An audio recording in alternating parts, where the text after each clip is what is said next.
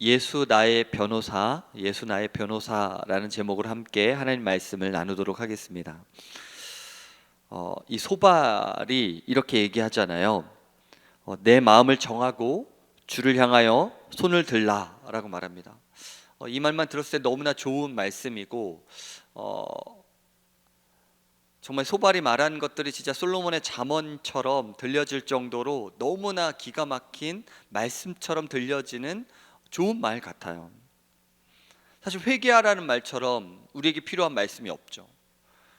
오히려 요즘 시대에는 회개의 설교가 점점 줄어든다라고 생각하는 성도들이 되게 많아요. 그래서 회개 설교가 정말 어쩌면 10번 중에 한 번 될까 말까 한다라고 인식하기 때문에 회개 설교를 들으면 그렇게 행복해 하시는 성도들이 없습니다. 그 정도로 회개가 너무나 회개 메시지가 줄어들고 있는 이 시대라고 보기 때문에 어쩌면 이 소발의 회개의 메시지조차도 우리에게는 위안이 되기도 합니다. 그런데 적절하지가 않은 거죠.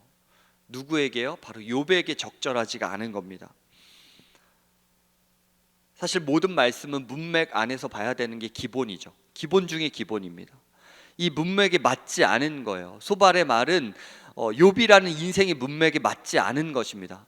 왜냐하면 그가 수많은 재산을 잃어버리고 또 자녀를 잃어버린 그 고통과 아픔 속에서 그는 자신의 고통의 원인을 찾으며 주님께 기도하고 있습니다.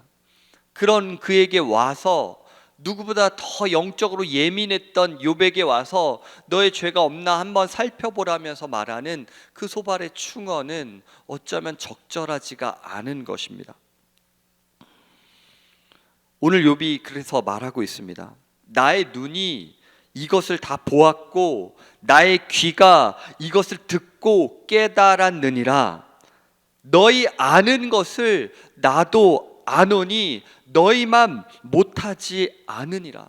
너희가 말하고 있는 그 메시지 내가 뭔지 잘 알고 있다. 회개해야 되는 거 너무나 옳다. 그런데 나는 아니다 라고 말하고 있는 거죠. 너희가 말하는 거 다 이해하는데 그 입 다물라 라고 말하고 있는 것입니다.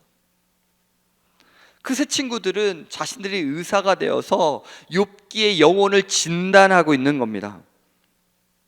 그래서 그 진단을 나의 진단을 믿고 따르라라고 계속 설득하고 있지만 욥은 아무리 생각해봐도 그 진단을 받아들일 수가 없는 것입니다.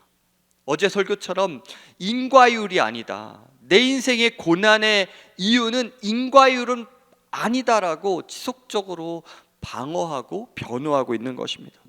잠언 17장 28절에 이런 말씀이 있지요. 미련한 자라도 잠잠하면 지혜로운 자로 여겨지고 그의 입술을 닫으면 슬기로운 자로 여겨지느니라. 여러분, 제가 이야기하는 거 상당히 좋아하거든요. 말하는 거 상당히 좋아하는데 어느 시점부터는 말을 많이 줄여야 되겠다는 생각이 저를 매우 사로잡은 적이 있습니다. 여러분, 나이가 들수록 말이 많아질까요? 적어질까요? 평균적으로 많아져요. 평균적으로 많아지는 게 맞는 것 같습니다. 그럼 진짜 지혜로운고 또 성장한다, 성숙해진다라는 의미는 말이 많아질 때 줄일 수 있는 지혜겠죠. 잠언의 말은 너무나 맞는 말입니다. 잠잠한 것이 지혜로운 자인 것이죠. 그래서 옆 사람에게 이렇게 얘기했으면 좋겠습니다. 잠잠한 것이 지혜로운 거래요 라고 얘기해 볼까요? 잠잠한 것이 지혜로운 겁니다. 잠잠한 것이 지혜로운 거죠. 욥이 말하고 있습니다. 너희는 거짓말을 지어내는 자다. 쓸모없는 의원이다. 너희가 참으로 잠잠하면 지혜다. 제발 그 입을 다물어라. 좀 이렇게 얘기하고 있는 거죠. 좀 다물어라. 저는 이 이야기를 계속 보면서 뭐가 떠올랐냐면 이 노래가 떠올랐어요. 계속 제가 이 설교를 한 2-3주 전부터 묵상하면서 그 노래가 떠올랐는데 그 노래가 뭐냐면 내가 만약 외로울 때면 누가 나를 위로해 주지? 누구죠? 여러분. 이 노래가 계속 떠오르는 거예요. 찬양 같은 느낌이 들면서 계속 이 노래가 떠오르는 거예요. 왜냐하면 친구들이 나름 위로하려고 하는 거잖아요. 너가 너무 외로우니까 내가 위로해 주는 거야 라면서 계속 변호해 주고 가르쳐 주고 조언해 주는데, 욥에게 이 친구들이 위로가 되었어요, 안 되었어요? 안 돼요. 전혀 되지 않습니다. 위로가 되기는커녕 그를 더 괴롭히고 있는 거예요. 너무나 괴롭히고 있는 겁니다. 그런데 욥은 당당해요. 그 세 친구들과 싸우고 있는데 당당합니다. 그래서 그게 좀 저는 이해가 잘 안 돼요. 왜 이렇게 욥은 당당하지? 왜 이렇게 당당할까? 그가 죄인인데, 그도 분명히 죄인일 텐데. 왜냐하면 제가 왜 욥이 죄인이라고 생각을 했냐면, 욥의 세 친구가 이렇게 못됐잖아요. 저는 그러면 욥도 잘못이 있다고 생각이 드는 거예요. 이런 세 친구를 사귄 욥도 잘못했다라는 생각이 드니까, 그래, 욥은 죄인인데 왜 이렇게 당당할까? 이 생각이 들었어요. 그러니까 결국 욥이 당당한 건 자신이 죄인이 아니라는 게 아니에요. 나는 죄인이 아니다, 나 죄인이 아니다가 아니에요. 얼마나 본인 인식 가운데 죄인이란 인식이 있으면 내 자녀들이 혹시라도 마음으로 지은 죄가 있을까봐 자녀들마다 예배를 드렸겠습니까? 그렇죠? 그러니까 욥은 자신이 죄인이 아니라고 주장하는 게 아니에요. 욥은 자신의 고난이 나의 죄 때문이 아니라는 걸 주장하는 거예요. 내가 아무리 고민해봐도 이 고난은 나의 죄 때문은 아닌 게 확실하다라고 받아들이고 있는 거예요. 근데 여러분, 인과율에 대한 고민을 안 했겠습니까? 여러분, 그가 재산을 다 잃어버렸을 때, 자신의 자녀가 한 명씩 죽어갈 때, 아니 다 같이 죽었을 때 고민을 안 했겠어요? 엄청 질문했을 겁니다. 나의 죄가 무엇이었을까? 무슨 죄를 지었길래 내가 이렇게 재산을 잃어버릴까? 무슨 죄를 지었길래 내가 이렇게 병에 걸렸을까? 기와장으로 자신의 피부를 박박 긁으면서 도대체 내 죄가 뭘까? 라는 질문을 안 던졌을까요? 수많은 질문을 던졌을 것입니다. 그런데도 불구하고 이 고난은 자신의 죄 때문은 아니라는 사실을 직면하게 된 거죠. 그렇기 때문에 당당한 겁니다. 적어도 이 고난의 이유가 죄 때문은 아니라는 결론을 그가 내고 있는 겁니다. 그래서 그는 전능자에게 간다라고 계속 얘기합니다. 나는 전능자에게 갈 거다, 그 재판장 앞에 갈 거다라고 얘기하고 있는 겁니다. 여러분, 극도의 고통과 고난을 당하면요, 죄가 처음에 생각이 나요. 왜냐하면 하나님 앞에 서야 되기 때문에 내 죄가 생각나지 않을 수가 없습니다. 그동안 내가 수십 년 살아오면서 지었던 죄들이 주마등처럼 스쳐 지나가는 것이 사실입니다. 그런데 그는 자신의 재판장이신 하나님 앞에서 자신을 변호할 때 누군가 나를 위로해 주고 누군가 나를 대언해 줄 것을 기대하고 있는 것 같습니다. 그리고 적어도 재판장이신 그 모든 전능자이신 하나님은 나의 그 속사정을 다 아시기 때문에 하나님 분명히 나를 의롭게 재판해 주실 거라는 신뢰가 있는 거죠. 우리 하나님은 나의 죄 때문에 나를 벌하시지 않는 분이라는 것을 그는 결론적으로 적어도 그의 인생 가운데서는 고백하고 있는 겁니다. 그 재판장 앞에서 변론하겠다라는 것도 신뢰인 거죠. 이게 신앙의 본질이에요. 우리 하나님 공의로우셔서 내가 적어도 이 고난의 의미, 고난의 이유를 알 수는 없지만 적어도 그 공의로우신 재판장은 나의 모든 삶을 판단하시고 내 삶의 고백들을 순수하게 받아주실 그런 재판장이시다. 그러므로 나는 그 재판장으로 나아가겠다라고 정직하게 고백하고 있는 거예요. 이게 신앙의 본질이죠. 오늘 말씀을 보시면요, 15절입니다. 이게 오늘 제일 중요한 핵심 구절이라는 생각이 드는데요, 그가 나를 죽이시리니 내가 희망이 없노라. 그러나 그의 앞에서 내 행위를 아리라. 그의 앞에서 내 행위를 아리라. 여러분, 그의 앞에서가 이제 십계명 1계명에 나오는 그겁니다.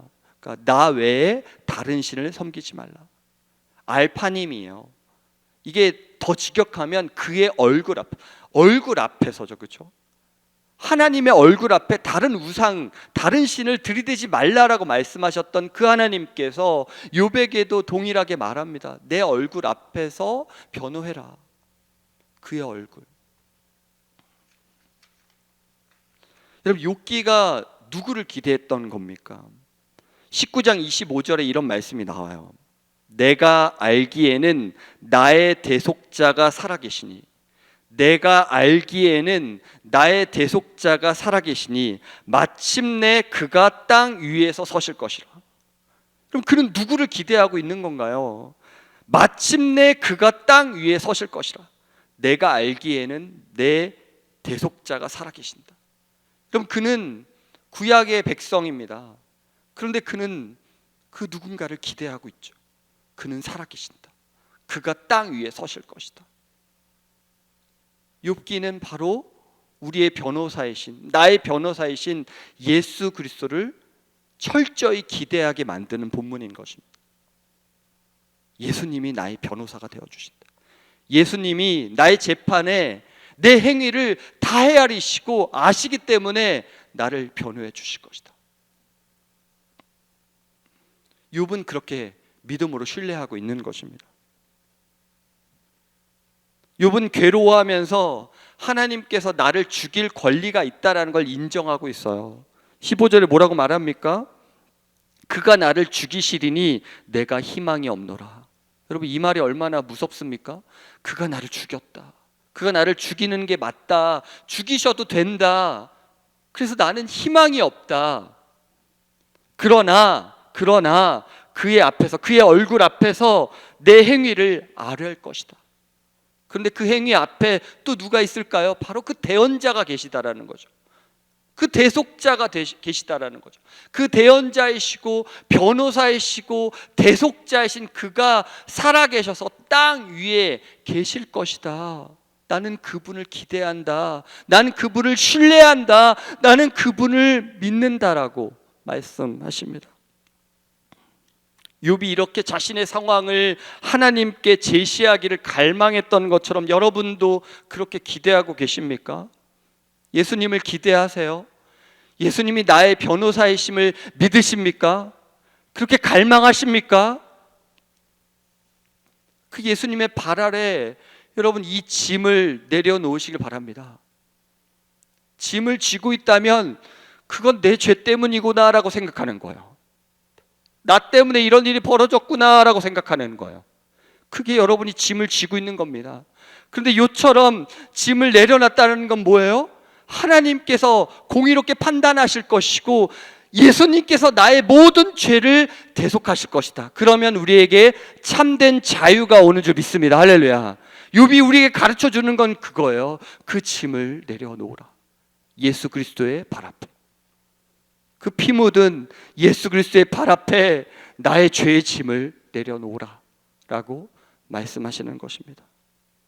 결론적으로 예수 그리스도께서 하늘 법정에서 우리의 변호자이시며 변호사라는 것을 받아들여야 되는 줄 믿습니다. 그 하늘 법정에 가면 사단은 지금도 끊임없이 우리의 죄를 지적하고 여전히 욥에게 했던 것 이상으로 우리의 모든 죄악들을 드러내므로 우리를 그 심판 앞에 꼬꾸라뜨리려 할 것입니다. 여러분, 그 심판을 넘어서기 되게 힘들겠죠. 욥은 오히려 이렇게 의롭고 거룩한 사람이니 당당할 수 있을지 모르겠습니다. 그런데 우리는 오히려 욥보다 약하잖아요. 욥보다 강하다라고 감히 말할 수 없잖아요. 그렇기 때문에 우리에게는 변호인이신, 변호사이신 예수님이 필요한 줄 믿습니다. 그런데 욥에게도 사실 예수님이 필요했던 거죠. 욥이 갈망했던 그분은 바로 예수 그리스도셨던 것입니다. 그가 나를 죽이실지라도 나는 그에게 소망을 두리라 라고 고백하는 거예요. 그가 나를 죽이실지라도 나는 그에게 소망을 두리라. 소망이 없다라고 말하는 것 같지만 아니에요. 그에게 소망이 있다라고 고백하는 거죠. 요한에서 2장 1절에 이렇게 나옵니다. 나의 자녀들아, 내가 이것을 너희에게 씀은 너희로 죄를 범치 않게 하려 함이라. 만일 누가 죄를 범하면 아버지 앞에서 우리에게 대언자가 있으니 곧 의로우신 예수 그리스도시라. 만일 누가 죄를 범하면 아버지께서 우리에게 대언자가 있으니 곧 의로우신 예수 그리스도시다. 그분이 우리의 대언자가 되신다라고 요한이 말하고 있습니다. 욥을 고소하는 사탄은 여전히 우리도 똑같이 고소하는 중입니다. 사단은 인간을 의욕에 빠뜨리고 있고요, 하나님을 믿는 확신을 저버리게 만들고 있습니다. 하나님의 사랑을 떠나서 하나님의 말씀을 범하라고 말하고 있습니다.